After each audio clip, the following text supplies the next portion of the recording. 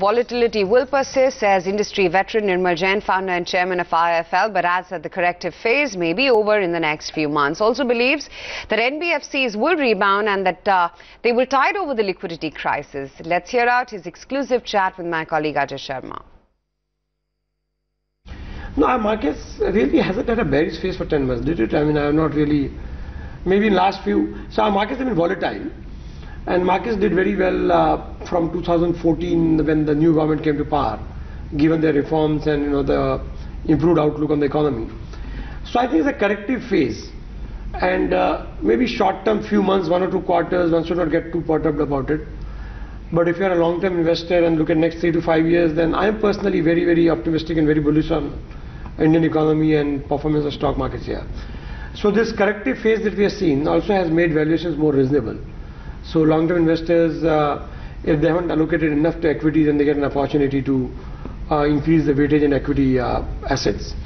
So therefore, there's no reason to feel bearish. I mean, regardless of what happens to the global environment and local politics, these things will play out for a few quarters at best. But if you're a long-term investor looking at 3 years, 5 years or longer, then India is a great market to invest in. Nirmal, you're also not only a market veteran but also a financial services company promoter. How are you looking at this entire financial space?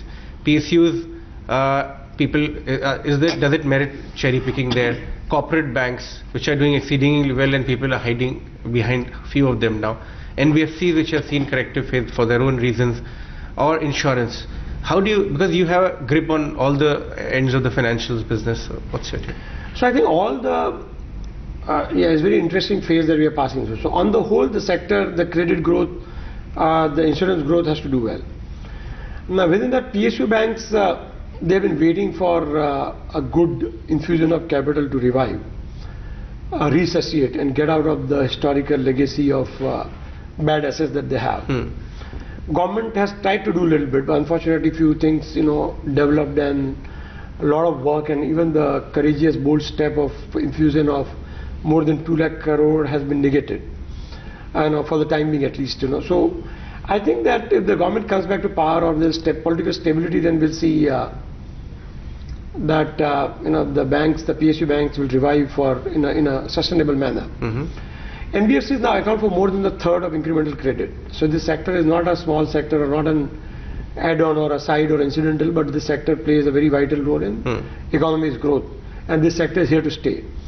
But the latest liquidity crisis has been wake-up call. So if people have been trying to walk on the edge in terms of liquidity or in terms of managing their cost of funds, have got a wake-up call, and hopefully everybody will now try and balance it for better. And I think when the storm blows over and the dust settles, you'll see that men are separated from boys, and the good players will become stronger, will emerge stronger and play a meaningful role. Right. And private sector banks have been doing well by and large, so I don't think there's any challenge there. What's your take on the capital goods sector? Do you see the cycle turning now? A lot of large cap management commentaries, when we speak to them, seems better, earnings are gradually improving, but can this be said about the entire capital goods space? What's your take?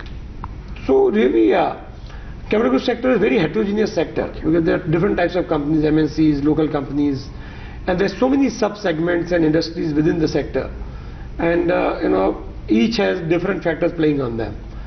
Some of them have competition from import, some of them have the local demand and supply situation is so very difficult to make a generic statement, but then there are good stocks and good companies in the sector.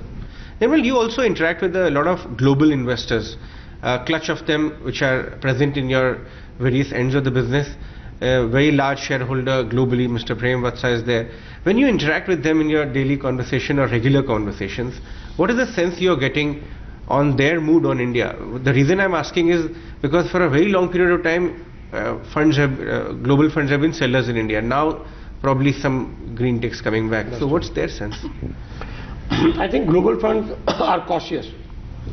And the factors are not only the local factors that play on their mind or their decision-making process, but even the global factors. So when the US Fed, the interest rate was going up, obviously there's a tendency for the assets to move back to the USA, which is relatively safer haven. Actually, so global investors have to take cognizance of factors like China, US, what is happening in other countries, and also what is happening locally here in India. So I think most of the global investors are watching the developments carefully, but most large, high quality investors are serious about India. They are looking for opportunity. So they are looking for opportunity in terms of valuations, in terms of stability, and in terms of environment where they can. Voice in Nirmal Jain talking about his outlook on the market.